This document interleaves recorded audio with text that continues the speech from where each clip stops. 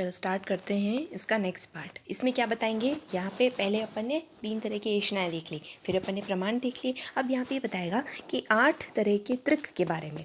त्रिक मतलब 3, तो 3 ऐसी चीज़ें होती है, ठीक है। 3 का ग्रुप होता है जो कि 8 चीज़ें ऐसी बताएंगे जिसमें ये 3 का ग्रुप होता है। तो यहाँ पे देखो क्या लिखा हुआ है, 3 के प्रकार के अन्य 7 विषय बोला है इसमें, है ना। अन्य 7 विषय मतलब क्या कि पहले एक मैं बता चुका हूँ, तो बताओ कौन सा बता चुका हूँ। तो जो 3 तरह की, जो चैप्टर का नाम है त्रिस्त्रेष्णी, 3 तरह की एषणा वो आचार्य बता चुके हैं। अब बता रहे हैं कि मैं 7 तरह की चीज़ें और बताता हूँ, है ना। तो देखो 7 तरह की चीज़ें और क्या बता रहे हैं। सबसे पहली चीज़ आ रही है यहाँ पे 3 तरह के उपस्तंभ होते हैं। इसको अष्टांग में पढ़ाई दिया था, है ना। क्या होता है उपस्तंभ। उपस्तंभ का मतलब एक तो होता है स्तंभ, स्तंभ का मतलब होता है पिलर।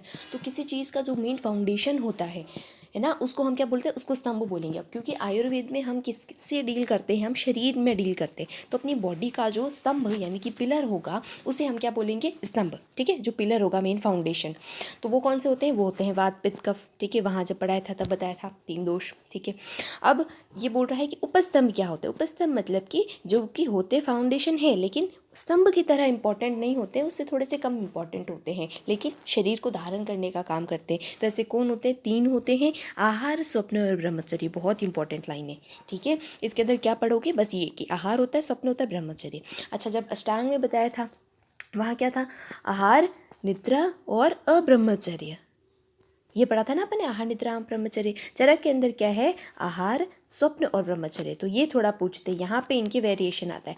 वाग भट्ट जो है वो अब्रह्मचर्य बताते हैं। देखो वा में एक आ एक्स्ट्रा आता है ना, एक आ जो एक्स्ट्रा आता है, तो इसे याद करो कि यहाँ पे इन्होंने ब्रह्मचर्य में भी एक अ एक्स्ट्रा लगा लिया, तो अब्रह्मचर्य हो गया, ठीक है। फिर दूसरा क्या है, देखो चरक ने स्वप्न बोला है, इन्होंने निद्रा बोला है, तो आहार, निद्रा, ब्रह्मचर्य तो याद रह जाएगा। स्वप्न कैसे याद करोगे, चरक की जगह चरस याद रख लो कि चरक जो है वो चरस पीते थे, तो स से स्वप्न वाला जो होगा वो चरक के अंदर आएगा, ठीक है। तो इस पूरे पैराग्राफ में तुम्हें बस ये एक ही लाइन याद रखनी है कि भाई उपस्तंभ कितने होते हैं, पहली बात तो कि 3 होते हैं, और कौन से होते हैं, आहार, स्वप्न और ब्रह्मचर्य, ठीक है। अष्टांग हृदय ने कौन से माने हैं, आहार, निद्रा और अब्रह्मचर्य। अब देखो, अब आगे चलो, ये उपस्तंभ की बात अपनी यहाँ पूरी होगी। अब यहाँ पे ये बल के बारे में बताएंगे कि चलो देखो भी 3 तरीके का बल भी होता है बॉडी में, तो कौन कौन सा बल होता है, क्या बता रहे हैं। एक तो सहज होता है, कालज होता है, युक्तिकृत होता है, ठीक है। सहज मतलब क्या है, जो इनेट है।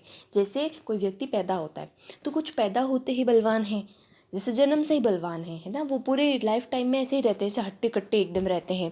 जैसे पंजाब साइड के लोग होते हैं, तो और या फिर जिनका कुल ही बहुत बलवान लोगों का होता है, जैसे पहलवानों का होता है, तो उनके बच्चे भी ऐसे पहलवान जैसे होते हैं ना। तो सहज का मतलब होता है कि इनेट।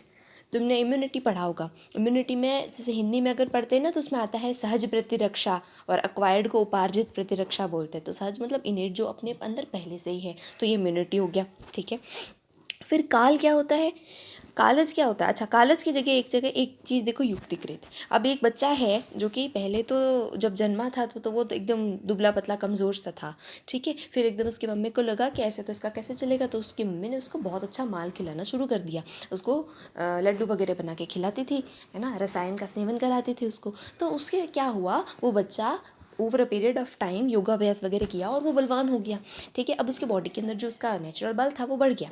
तो ये क्या है, ये अक्वायर्ड है, ठीक है। ये इनेट नहीं है, ये क्या है, अक्वायर्ड है। तो जिसमें युक्ति लगा करके, मतलब योजना बना करके, कोई ड्रग्स के माध्यम से, या फिर ड्रग्स का मतलब मेडिसिन है ना, मेडिसिन के माध्यम से या फिर योगाभ्यास से हम बल को बढ़ाते हैं। जो बल उपार्जित किया जाता है वो क्या होता है, वो युक्तिकृत होता है, ठीक है। तो 2 तरह के बल तो अपन ने देख लिए। अब एक चीज़ आयुर्वेद में और आती है, वो क्या है, ये जो सहज और युक्तिकृत है ना, देखो ये तो मॉडर्न भी बताता है, इनेट इम्यूनिटी होती है और एक्वायर्ड होती है, लेकिन जो कालज है ना, ये अपने आयुर्वेद बताता है। कालज में क्या करें, ये एक पर्टिकुलर काल, एक पर्टिकुलर टाइम पीरियड होता है, जो बॉडी के अंदर अपने आप ही ऐसा लगता है कि स्ट्रेंथ ज़्यादा हो गई, पावर ज़्यादा आ गई है, ठीक है। तो ऐसा कब होता है तुम्हें पता है, हेमंत ऋतुचर्या में, हेमंत ऋतु के अंदर हेमंत और शिशिर में बल सबसे ज़्यादा होता है, ठीक है। फिर ग्रीष्म और वर्षा में सबसे कम होता है, तो वो क्या होगा, वो कालज बल के अंदर आएगा। अब इसके अंदर तुम क्या याद करोगे, वैसे मैंने तुम्हें ऐसा जो ब्रीफ डिस्क्रिप्शन था तो वो तो दे दिया, अब तुम इसके अकॉर्डिंग हिंदी में लिख सकते हो, लेकिन अगर कुछ और अच्छा एक्स्ट्रा करना चाहते हो, तुम्हें याद होता है तो देखो,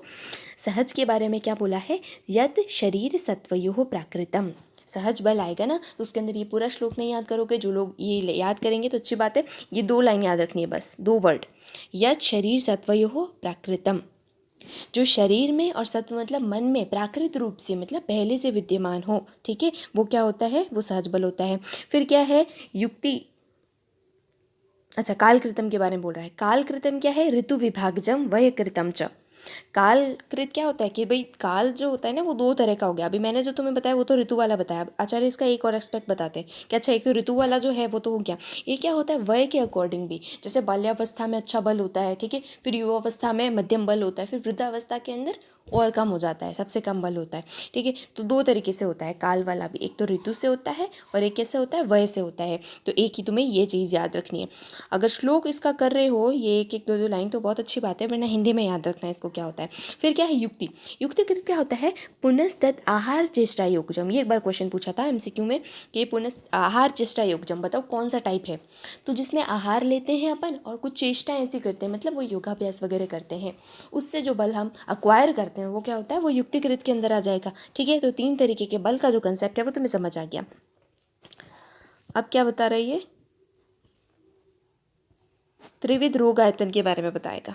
देखो त्रिविध रोग आयतन कुछ नहीं है, तुम्हें पता है अष्टांग के अंदर पढ़ा था, उसके बाद में अपने फर्स्ट चैप्टर के अंदर भी पढ़ा था। ये पूरा इतना बड़ा दिया हुआ है, इसको बस रीड करना, ये सब तुम्हें आता है अच्छे तरीके से, इसको देखने घबराना मत, बस ये याद रखना है तुम्हें क्या है, रोग के जो आयतन होता है, आयतन का मतलब कारण, तो रोग के तीन कारण होते हैं, क्या, अर्थ का, है ना, अतियोग, अर्थ मतलब कौन कौन से हो गए अपना, काल अर्थ कर्मणा योगो, हीन मिथ्या अति मात्र का अपने देखा था कि काल का, ठीक है, अर्थ का मतलब जो विषय इंद्रियों के अर्थ होते हैं, और कर्म का, ये तीन चीज़ का, इन तीनों का क्या क्या करना है अपन को, अति योग अगर करोगे, और क्या हीन योग अगर करोगे, और क्या करोगे, मिथ्या योग, इन तीनों की ये तीन चीज़ें अगर करोगे तो उससे क्या होती है, रोगों की उत्पत्ति होती है। बस इन जो अपन ने दो जगह पढ़ा है ना ये कोटेशन, एक अष्टांग में पढ़ा था, एक इधर पढ़ा था चरक सूत्र एक में, इनमें से कोई भी एक कोटेशन याद रखना, तुम इस चीज़ में कभी भी कंफ्यूज नहीं होगे। अगर नहीं याद करा ना तो फिर ये थोड़ा सा कंफ्यूजिंग हो जाता है, याद नहीं रहता, ठीक है। तो बस ये कोटेशन याद करना है, बाकी कुछ नहीं, बाकी सब सेम ही है।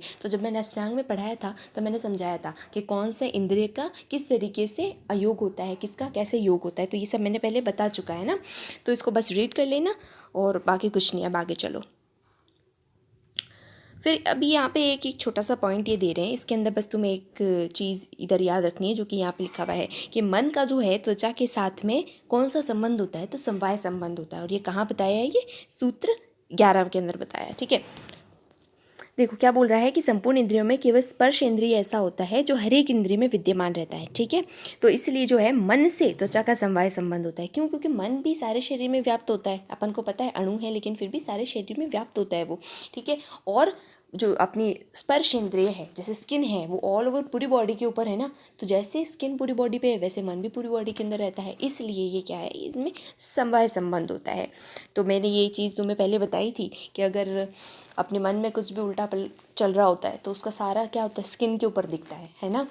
अगर कोई साइकिक कॉम्प्लिकेशंस होते हैं तो स्किन के अंदर भी कोई ना कोई इशू ज़रूर आता है, साइकोसोमैटिक डिजीज इसे ही कहते हैं। तो तुम्हें इस पैराग्राफ के अंदर सिर्फ ये याद रखना है, मन और त्वचा का जो संबंध है वो कौन सा, समवाय संबंध का है, बस इतना याद रखना।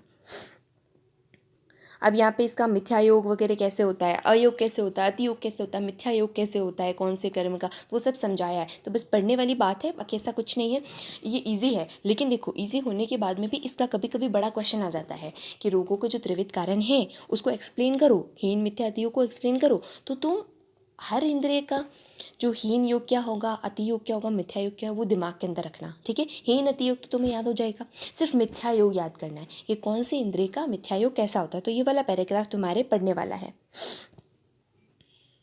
अब आगे देखो, यहाँ पे प्रज्ञा अपराध की बात करेंगे।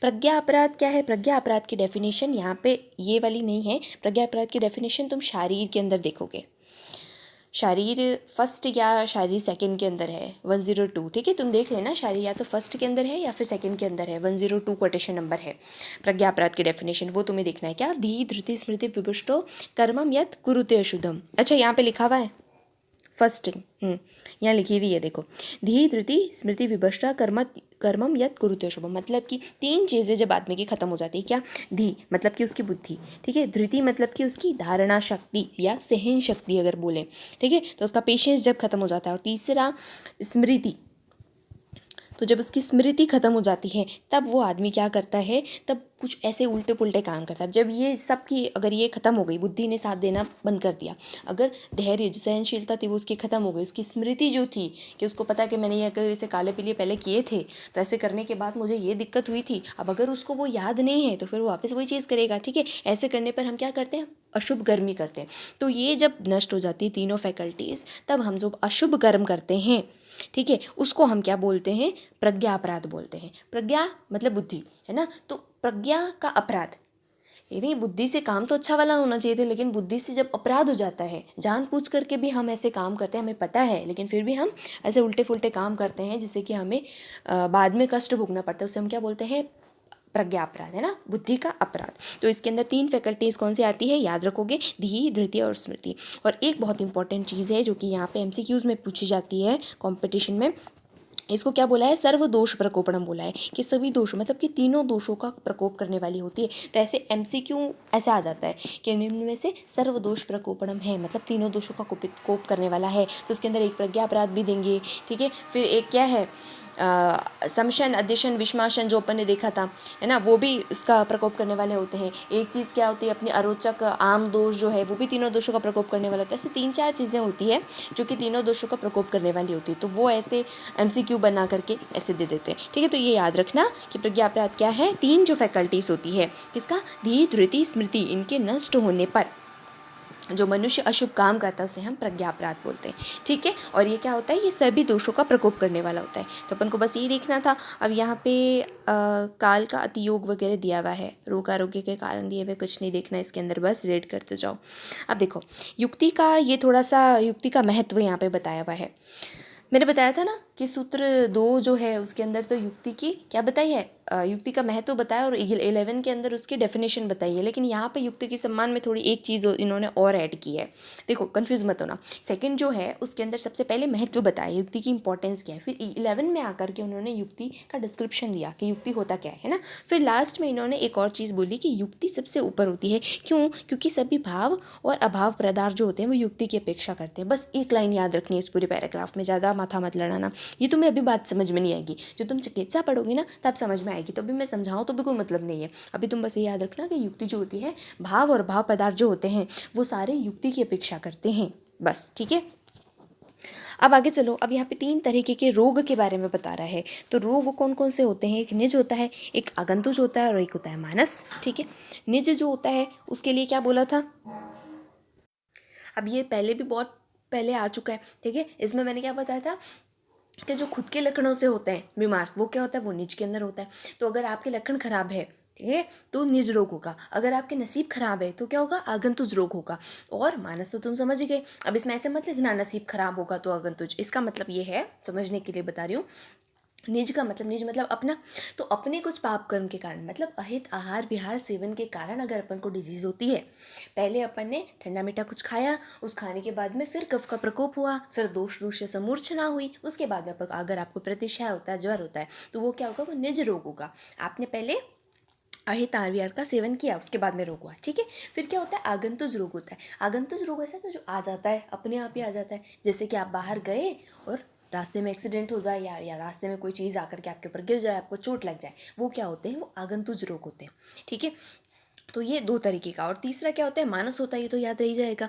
तो निज, आगंतुज और मानस। अच्छा, अब इसके अंदर एक चीज़ भी मैं बताती हूँ, एक थोड़ा समझने की कोशिश करना है ना, जब आपसे त्रिविध रोग का पूछा जाएगा ना तो उसके अंदर ये चीज़ ज़रूर लिखना। तो देखो क्या है कि यहाँ पे निज दोष के अंदर दोष जो होते हैं ना, निज रोग के अंदर दोष जो होते हैं, शारीरिक दोष जो होते हैं वो पहले कुपित होते हैं। ठीक है, वो कुपित होंगे और बाद में रोग होगा। ठीक है, रिलेट कर पा रहे हो, अपन ने खाया ठंडा, फिर दोष प्रकोपित हुए, उसके बाद में रोग हुआ। लेकिन देखो यहाँ पे जो आगंतुज है ना, उसके अंदर क्या है, उसके अंदर पहले रोग होगा, उसके बाद में, मतलब पहले अगर आपको चोट लगी तो पहले उसके अंदर ब्लड निकलेगा ना वहाँ से, तो पहले आपको व्याधि होगी, मतलब पहले आपको पीड़ा होगी, उसके बाद में दोष का प्रकोप होगा, और फिर वो बाद में निज रोग में बदल जाएगा। समझ रहे हो क्या हुआ, इसके अंदर तो अपन ने खाया, फिर दोष प्रकोपित हुए और फिर रोग हो गया। इसके अंदर रोग अपन को पहले होगा, जैसे कुछ इंजरी होती है तो उसके कुछ कॉम्प्लिकेशंस होता है ना, रोग पहले होगा, उसके बाद में क्या होता है, जब वो पड़ा रहता है तो उसके अंदर दोषों का प्रकोप हो जाता है। तो दोषों का प्रकोप इसमें बाद में होता है, ये याद रखना है, आगंतुज में दोषों का प्रकोप बाद में होता है। ठीक है, ये बहुत अच्छा कहते कंसेप्चुअल पॉइंट है, मैं बता रही हूँ, ये थ्योरी के हिसाब से बहुत अच्छा पॉइंट है, ये तुम्हें पता होना चाहिए। अब दूसरा क्या है यहाँ पे, और क्या बताया, मानस रोग बताया। तो मानस रोग क्या है कि मन के अनुकूल, देखो यहाँ पे लिखा हुआ है, मन के अनुकूल अगर वस्तु है वो प्राप्त नहीं होती है, या फिर अप्रिय वस्तु प्राप्त होती है, उस वजह से होता है।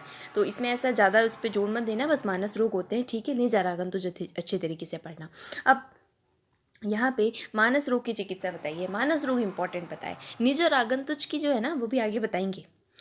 3 तरह की जब औषध बताएंगे ना तब बताएंगे, लेकिन यहाँ पे मानस रोग इन्होंने सबसे पहले बताया। तो मानस रोग की क्या चिकित्सा है, ये पूरा तो सिर्फ रीड करने वाली बात है कि भाई सारे अच्छे अच्छे काम करो। तो क्या करो, अहित कर धर्म अर्थ वगैरह का सेवन मत करो, और क्या करो, हित कर का सेवन करो। तो इसमें तो ऐसा कुछ पढ़ने वाली बात नहीं है। तुम्हें जो चीज़ याद रखनी है वो क्या है, सूत्र 1, मानसो ज्ञान विज्ञान धैर्य स्मृति समाधि भी मानस रोगों की चिकित्सा सूत्र है, ठीक है। धीरे धैर्य आत्मादि विज्ञानम मनोदोष औषधम परम, ये अष्टांग के अंदर पढ़ाया था। तो इन दोनों में से कोई भी एक कोटेशन याद कर लेना, वही मानसिक दोषों की चिकित्सा होती है। एक जो यहाँ पे तुम्हें ध्यान रखना है वो क्या है, वो बस यही लाइन है। क्या करना चाहिए आपको कि आत्मज्ञान, आत्म मतलब अपनी प्रकृति का, ठीक है, देश का, कुल को और काल को और बल को, इन सब को देख करके इनकी शक्ति का मतलब अपने अंदर कितना बल है वो देख करके, और उसके बाद में अपन को आहार विहार करना चाहिए। जैसे अपनी प्रकृति देखो, जैसे अगर मेरी पित्तज प्रकृति है तो मुझे पता है कि मुझे तीक्ष्ण उष्ण विदाही अम्ल खट्टी चीज़ें ज़्यादा नहीं खानी चाहिए, अगर मैं खाऊंगी तो दिक्कत होगी मुझे। फिर देश का ज्ञान, जैसे हम अभी जंगल प्रदेश में रहते हैं तो रुक्ष चीज़ें अपन को ज़्यादा नहीं खानी चाहिए, तो ये चीज़ अपन को पता होगी। अगर ये सब पता होगी तो ये क्या है, ये मानसिक रोगों से बचने का इन्होंने एक line of treatment, general line of treatment बता दिया कि इन सब का विचार करके और फिर आपको जो भी काम है वो करना है, ठीक है। तो रीड करने वाली बात है, अगर ये याद नहीं होता तो कोई बात नहीं, तुम तो वो जो कोटेशन था ना, ज्ञान विज्ञान धैर्य स्मृति समाधि भी, ये याद कर लेना, बहुत है इतना।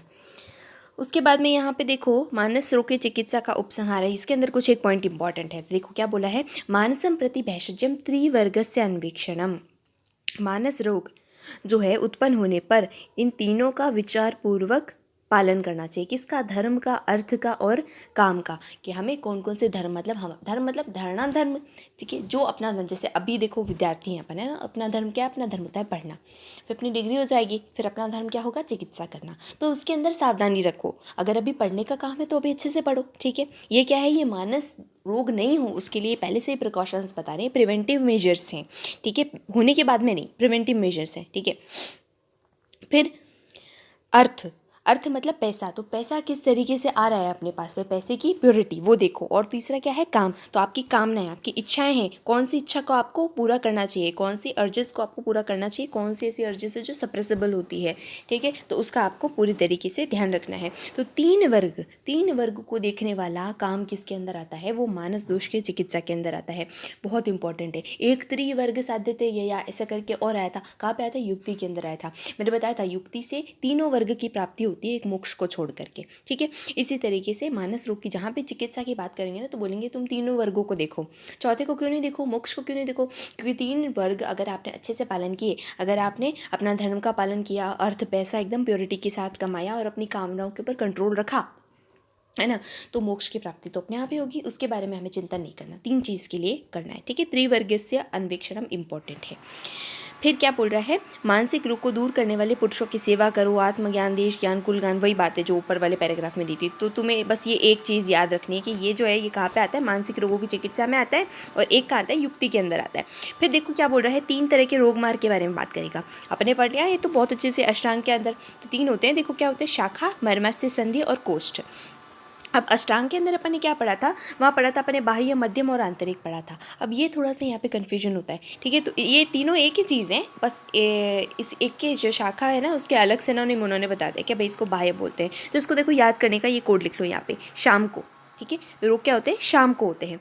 तो शाह से शाखा, ठीक है, शाखा को आगभट्ट ने क्या बोला है, बाह्य बोला है, म से मध्यम है ये, और कोष्ठ को क्या बोला है, अभ्यंतर बोला है, तो इससे तुम नहीं बोलोगे, ठीक है। अब ये कौन कौन होते हैं, क्या क्या इसके अंदर रोग होते हैं, ये मैं पहले से बता चुकी हूँ, तो यहाँ पे मैं इसको इतना डिटेल में नहीं जाऊँगी, ठीक है, बस रीड करने वाला है। हाँ, रीड क्या करने वाला है, यहाँ से आपके क्वेश्चन आ सकता है, इधर से क्वेश्चन बनता है, अष्टांग में भी बनता है और चरक में भी बनता है। तो 3 तरह के रोग मार्ग है ना, ये तो बहुत अच्छे से एकदम रट लेना, बहुत अच्छे से याद करना।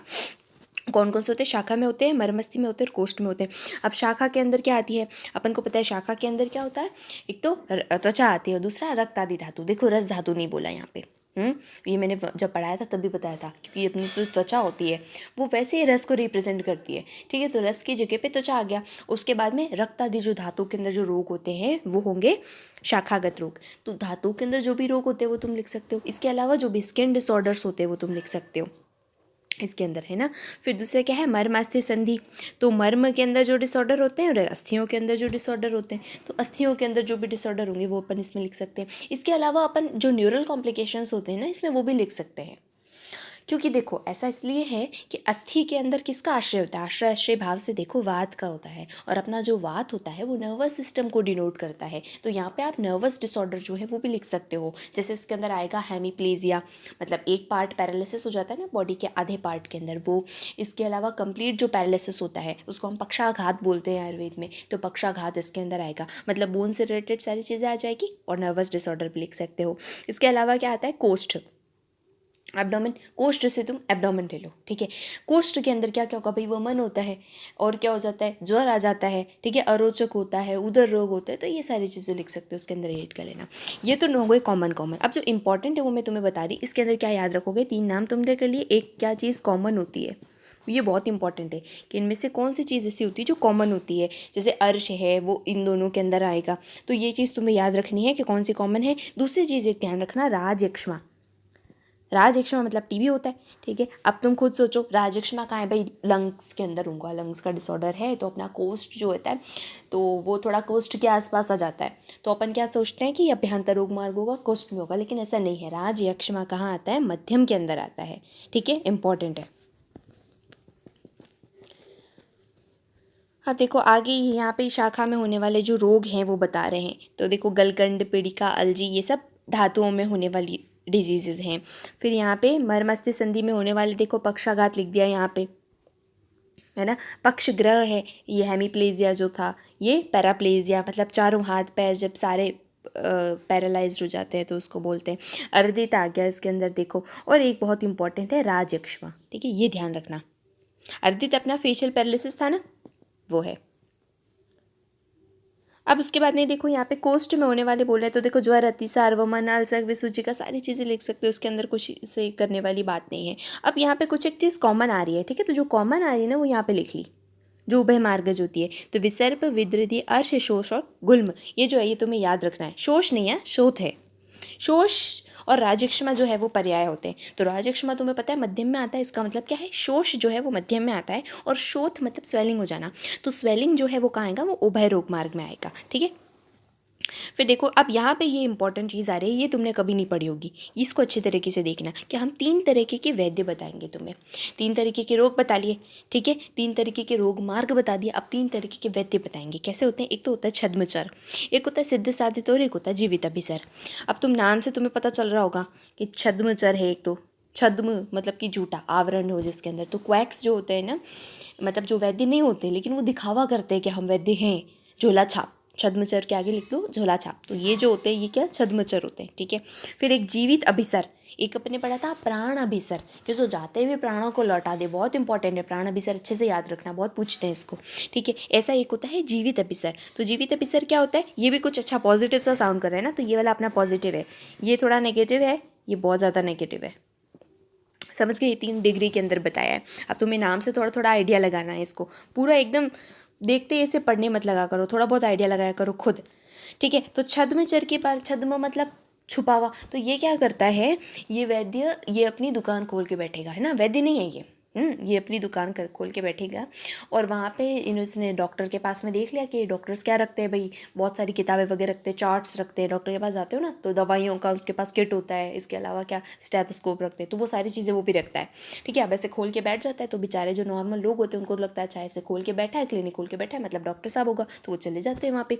इसको हम क्या बोलते हैं, छद्मचर। तो देखो पढ़ो क्या कह रहा है, वैद्य भांड औषधे पुस्ते पल्लवैर अवलोकन, वैद्यों के रखने योग्य भांड मतलब पात्र, जो होते हैं औषध चार्ट वगैरह जो है ना, और ग्रंथों के विषय, हाँ ये सब देखने, ये सब वो रखता है। और इन सब को रखने से वो क्या है, वैद्य शब्द प्राप्त करता है। तब लोग कहते हैं कि अच्छा ये वैद्य है, वैद्य है। ठीक है, इसको हम क्या बोलते हैं, छद्मचर बोलते हैं। मतलब जो वैद्य होता है उसकी नकल करता है, कुल मिलाकर हिंदी में लिखना झोला छाप, और जो वैद्य होता है उसकी नकल करता है वो क्या होता है, छद्मचर होता है। ठीक है, फिर दूसरा आता है देखो सिद्ध साधित। सिद्ध साधित क्या होता है कि किसी जैसे मान लो अपने कोई बहुत अच्छा वैद्य है, बहुत नाम है उनके पास, है ना, सिद्धियां हैं उनके पास में, बहुत तपस्या करता है। तो अब क्या करता है, उसने अपने पास में एक चेला रखा काम वाम करने के लिए। अब इसको कोई नॉलेज नहीं है, इसने कोई डिग्री नहीं ली है, ठीक है, इसके पास कोई भी सिद्धि नहीं है। तो उसने क्या है, काम करते हुए थोड़ा बहुत देखा तो थोड़ा बहुत उसको आ गया, चलो ठीक है। अब वो क्या है कि वो जो उसने चेला रखा था वो बहुत अच्छे से काम करता था उसके पास, तो उस गुरु की उसके ऊपर कृपा थी, वो हमेशा उसको पास पास ही रखता था। अब वो क्या हुआ कि वो गुरु तो गुजर गए। अब पीछे से पूरा क्लिनिक जो है वो उस चेले ने पकड़ लिया, और वो वहाँ पे जाकर के डॉक्टर बन के बैठ गया, और बोला कि, और वहाँ पे ना जो अपने गुरु है उनकी फ़ोटो लगा दी बड़ी बड़ी सी एकदम। और क्या बोलते हैं कि हमारे पास तो जो है इनका आशीर्वाद है, तो हमारे पास जैसे इनके पास सिद्धि थी ना कि इनके पास पेशेंट आते थे और ठीक हो जाते थे, वैसी वही सिद्धि इन्होंने मुझे भी दे दी है। तो मेरे पास भी सिद्धि है, मेरे पास इनका आशीर्वाद है, तो मैं तुम्हें ठीक कर सकता हूँ। ठीक है, इसको हम क्या बोलते हैं, सिद्ध साधित बोलते हैं। तो सिद्ध साधित क्या है, जो मनुष्य किसी श्रीमान यशस्वी ज्ञानी सिद्ध पुरुषों के बहाने से स्वयं ये सब नहीं होते हुए भी अपने को वैद्य घोषित करता है, तो उससे क्या बोलते हैं, सिद्ध साधित बोलते हैं। इसका विमर्श पढ़ना तुम्हें समझ में आ जाएगा ये। ठीक है, फिर तीसरा क्या होता है, जीवित अभिसर, जो बहुत अच्छा वाला वैद्य अपना, ये क्या करता है, ये रोग को ठीक कर देता है। कैसे करता है, जो अपन ने पहले देखा ना, देश काल आत्मा विज्ञानम, ये देश काल आत्मा, आत्मा मतलब प्रकृति, और क्या है, दोष दूषी, हर एक के अंदर डाल देना। तो ये 3-4 लाइन जो है ना, 3-4 वर्ड्स, ये तो याद करके रखो, सबके अंदर आते हैं। देखो क्या जानेगा, ज्ञान विज्ञान देश काल मात्रा दोष दृश्य, इन सब के आधार पर औषधि का प्रयोग करें। इसकी जगह पे तुम एक चीज़ और लिख सकते हो, जो युक्ति से औषधि का प्रयोग करे। तो युक्ति क्या करती है, इन सब की अपेक्षा करती है ना, मात्रा कालाशय युक्ति, है ना, मात्रा और काल की अपेक्षा करती है युक्ति। तो जो युक्ति से औषध का यूज़ करे, और उसके बाद में जो सुख देने वाला हो, रोग ठीक हो गया तो सुख देने वाला हो। तीसरी चीज़ क्या है, जो सिद्धि के आधार पर सिद्ध चिकित्सक हो, मतलब जिसको सच में सिद्धि मिली भी हो। सिद्धि का मतलब पहले ज़माने में ऐसा होता था, कुछ लोग ऐसे तपस्या वगैरह करते थे, और उनका ऐसा होता था कि कोई पेशेंट तुम्हारे पास आएगा तो वैसे कभी खाली हाथ नहीं जाएगा, मतलब वो ठीक होके ही जाएगा। अगर इनके पास आ गया मतलब ठीक होगा ही होगा। तो ऐसी सिद्धियाँ भी पहले होती थी।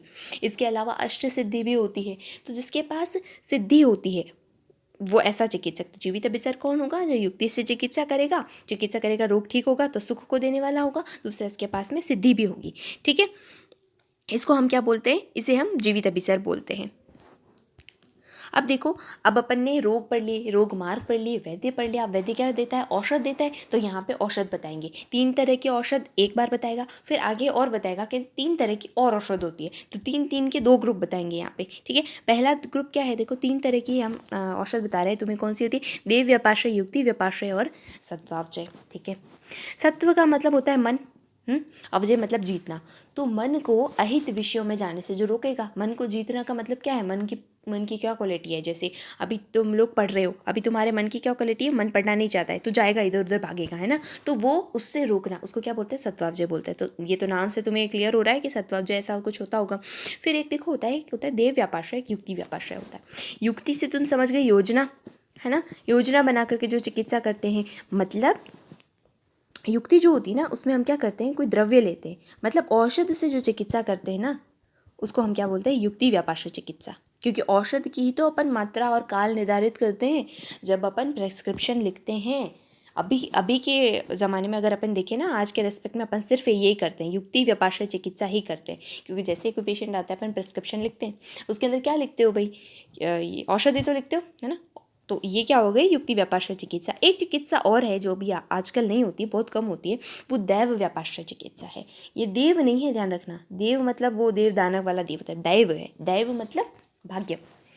ठीक है, तो जो कर्मकृत रोग होते हैं उनको दूर करने के लिए हम उसके भाग्य को अच्छा करते हैं। तो इसके अंदर क्या आएगा, इसके अंदर मंत्र, औषध, मणि, मंगल, मतलब मंत्र से चिकित्सा कर दी, या फिर जैसे किसी के साथ में कुछ ऐसे बहुत बुरी बुरी चीज़ें हो रही है, कोई रोग है जो ठीक ही नहीं हो रहा, तो ऐसे कहते हैं ना कि आप ये हवन करा लो या ये रत्न पहन लो, तो इससे तुम्हारी चीज़ें बेटर हो जाएगी। तो उसका विधान भी अपने आयुर्वेद में होता है। है ना। तो कौन सी होती है, देव व्यापाश्रय, युक्ति व्यापाश्रय, और एक होता है सत्वावजय चिकित्सा। अच्छा, तुम्हें पता है रोग 3 तरीके के होते हैं। एक तो अपन ने निजागंतुज वाला देखा, एक अष्टांग में अपन ने एक और डिवीजन देखा था रोग का, कि एक तो होता है दोषज, एक होता है कर्मज, और एक होता है दोष कर्मज।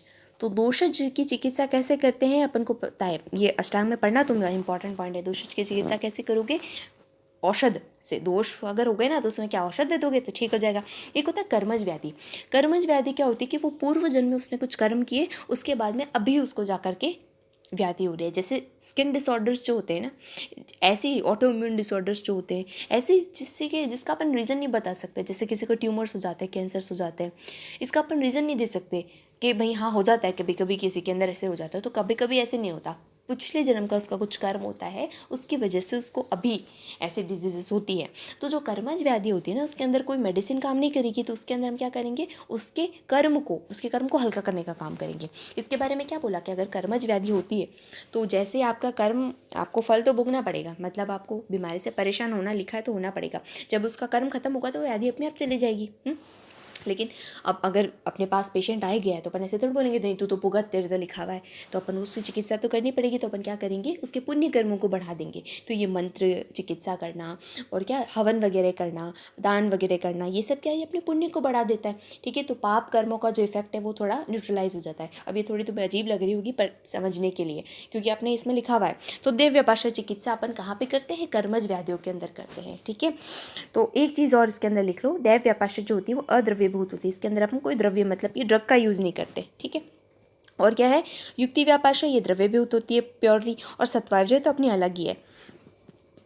सत्वावजय के लिए क्या कह रहा है देखो, चिकित्सा में अहित अर्थों से जो जहाँ पे मन को रोका जाता है, मतलब कि आपका मन कुछ अहित करने का कर रहा है, आहार विहार करने का कर रहा है, लेकिन आप उसको रोकते हो मेडिटेशन से, प्राणायाम से, कैसे भी करके। ठीक है, उसको हम क्या बोलते हैं, उसे हम सत्वावजय चिकित्सा बोलते हैं।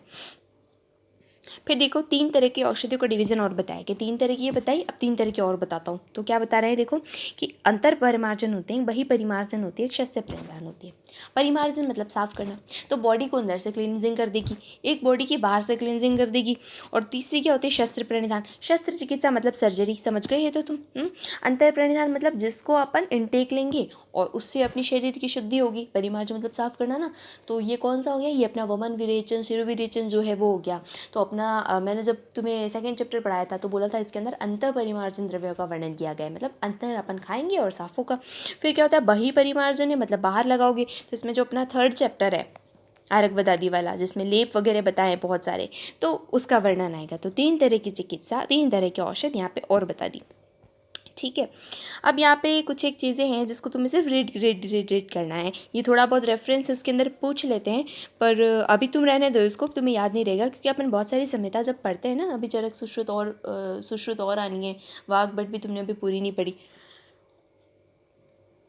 भेल हरित और बहुत सारे आएगी, तब ये थोड़ा काम आएगा, तब तुम्हें समझ में भी आएगा। अब इसको छोड़ दो, लेकिन रीड करो। इसका सार ये है कि जो भी कोई भी रोग होता है ना तुम्हें, तो उसकी चिकित्सा पहले ही कर दो। बाद में होने पे फिर वो रोग बढ़ जाता है, साध्य हो जाता है। फिर उसमें अपन को जो उपक्रम होते हैं, मतलब उपक्रम का मतलब चिकित्सा का पर्याय होता है, तो उसमें जो अपने पास में चिकित्सा करनी है वो थोड़ी मुश्किल से होगी, उसमें ज़्यादा अपने रिसोर्सेज ज़्यादा खर्च होंगे। ठीक है, बस यही चीज़ है इसके अंदर रेड करने वाली बात है, ये भी सारा रेड करना है। एक चीज़ इसमें ध्यान रखना कि ये जो 8 तरह की चीज़ें बताइए ना, ये जो चैप्टर है 11 वाला चैप्टर जो है वो किसने दिया, वो अपने कृष्ण आत्रेय ने बोला है। तो ये 8 चीज़ें जो बताई है, 3 तरह के उपस्थम, एषणा वगैरह, अष्टत्रिक का वर्णन किसने किया है, कृष्ण आत्रेय ने किया। अपने पुनर्वसु आत्रेय अलग है, कृष्ण आत्रेय अलग है। तो ये एक बार हमसे क्यों पूछ लेते हैं कि अष्टत्रिक का वर्णन इनमें से किया है, तो पुनर्वसु ने नहीं किया, कृष्ण आत्रेय ने किया है। ठीक है, गेस्ट लेक्चर होगा। अब भाई पुनर्वसु पढ़ाते पढ़ाते थक गए होंगे, तो उनका दोस्त आए, ठीक है, उनको वो ऐसा बोला होगा आज बच्चों तुम्हारे लिए गेस्ट लेक्चर है। ठीक है, तो इन्होंने बताया। अच्छा, इसको ऐसे याद रखना कि कृष्ण एकादशी को आते हैं, ऐसा कुछ। देखो 11 है, 11 नंबर डिवाइन होता है, और एक कृष्ण है, तो कृष्ण भगवान जो है, कृष्ण भगवान का व्रत जो होता है वो 11 को करते हैं। तो ऐसे करके थोड़ा बहुत याद रखना। तो 11 वाले चैप्टर के अंदर कौन आते हैं, अपने कृष्ण आत्रेय आते हैं। ठीक है, यहाँ पे ये चैप्टर अपना कंप्लीट होता है।